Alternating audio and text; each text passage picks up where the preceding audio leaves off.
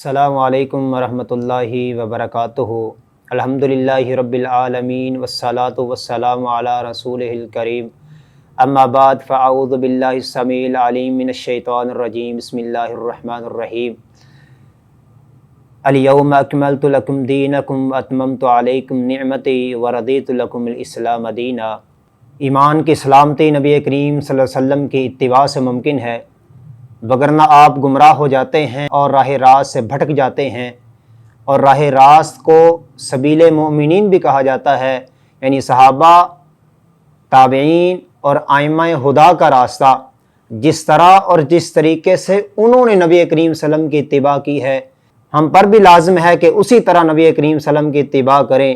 یہی نجات والا راستہ ہے اور اسی میں عافیت و راحت ہے، جیسا کہ اللہ رب العزت کا فرمان ہے، وَمَن يُشَاقِقِ الرَّسُولَ مِن بَعْدِ مَا تَبَيَّنَ لَهُ الْهُدَىٰ وَيَتَّبِعْ غَيْرَ سَبِيلِ الْمُؤْمِنِينَ نُوَلِّهِ مَا تَوَلَّىٰ وَنُصْلِهِ جَهَنَّمَ وَسَاءَتْ مَصِيرًا، کہ جس کے لیے ہدایت واضح ہو جائے اور وہ اس کے باوجود نبی کریم صلی اللہ علیہ وسلم کی مخالفت کرے اور سبیل مومنین سے ہٹ جائے تو ہم اس کو اس کے حال پر چھوڑ دیں گے اور اسے جہنم رسید کر دیں گے، اور وہ بہت برا ٹھکانہ ہے۔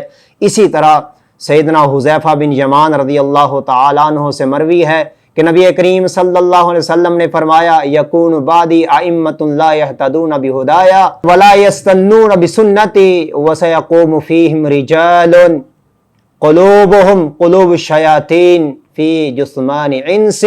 نبی کریم صلی اللہ علیہ وسلم کا فرمان گرامی ہے کہ میرے بعد بدعات کے سرغنے جنم لیں گے اور وہ وحی الہی کے باغی اور میری سنت سے منحرف ہوں گے۔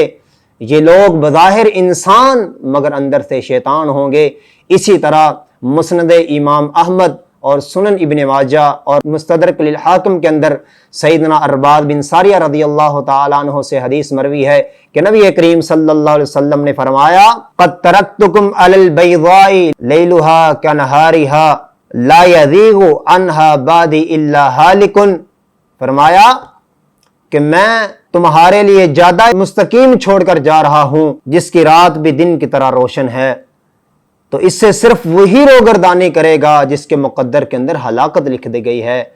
تو سامعین کرام، رسول اللہ صلی اللہ علیہ وسلم کی آمد یہ اللہ رب العزت کی نعمت کبریٰ ہے، تو اللہ رب العزت کی اس نعمت عظیم کا شکر ادا کرنے کا طریقہ وہی اختیار کیا جائے جو اصحاب رسول صلی اللہ علیہ وسلم نے اختیار کیا تھا۔ اور یاد رہے وہ طریقہ اطاعت حقیقی ہے کہ نبی کریم صلی اللہ علیہ وسلم کے فرامین پر مکمل طور پر عمل کرنا۔ یاد رہے اصحاب محمد صلی اللہ علیہ وسلم وہ تھے کہ محبت کا ہماری محبت سے موازنہ ممکن ہی نہیں۔ اللہ رب العزت ہمیں سمجھنے کی توفیق عطا فرمائے اور اس پر عمل پیرا ہونے کی توفیق عطا فرمائے۔ وما علینا الا البلاغ المبین۔